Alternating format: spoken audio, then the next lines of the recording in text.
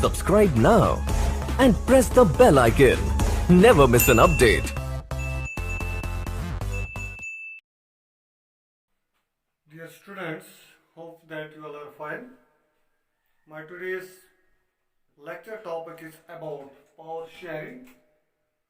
So, in today's class, we will try to understand the meaning, importance, and the forms of power sharing. Let me first tell you the meaning of power sharing. So, what is power sharing? Power sharing is a term used to describe a system of governance in which all major segments of society are provided a permanent share of power. So, power sharing is a system or arrangement in which all the social groups living in a country or ethnic groups are accommodated or provided equal opportunities or provided equal rights or given an equal opportunity in their decision making. So, power sharing helps us to involve all the social groups in the governance process. So, why we need to share the power? This is the question. So, we need to share the power because to reduce conflicts, to make the government stable, to make the political order stable, to avoid the violence among different social groups, and to make the government to function smoothly. So, power sharing helps us to reduce social conflicts. Number one, it also helps us to reduce instability of the government. Instability of the government. So it's a good way, power sharing is a good way to ensure the stability of political order. That's why we need to share the power. Let's take the example of two countries. One is Belgium and another is Sri Lanka. Let me first tell you about Belgium. In Belgium, two main social groups or ethnic groups lived based on their language. One was Dutch speaking, who formed almost 59% of the total population. Another ethnic group that used to speak French formed 40% of the total population. But there was a problem in the Brussels, the capital city. The majority of the population belonged to French speaking. So a tension emerged in Belgium that might have led to social conflicts. But what they did, they, in order to reduce the social conflict, in order to reduce the violence, in order to avoid such conflicts, they formed an arrangement.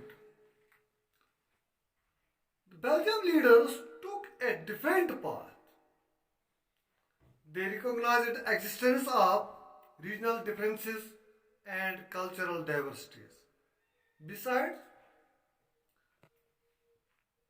they accommodate all the social groups in the decision making process and in the governance.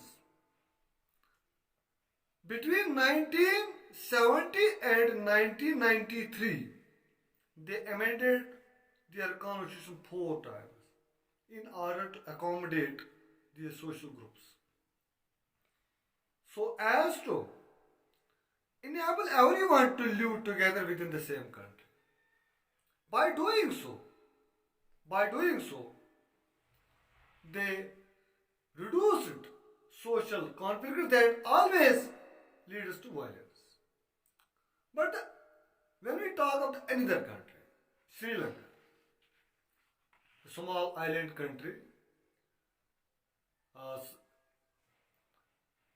that Sri Lanka also has two main social groups. One belongs to Sinhalas and another Tamils. Sinhalas constitutes almost 74% of the total population of Sri Lanka. Most of the Sinhalas profess Buddhism. The other group, that is Tamils, there are two types of Tamils. One from India, one were Indian Tamils, and another that is Sri Lankan Tamils. So they were in minority. Most of these Tamils were Hindus. As we know, Sri Lanka emerged as an independent state in 1948. The leaders of the Sinhala community sought to secure dominance over government by virtue of their majority. That's why they took different steps, one after another, in order to dominate over the country. Buddhism was declared as official language, official religion. Sinhala as official language. So, by taking these steps, they dominated over the minority group that were Tamils. With the passage of time, Tamils formed organizations.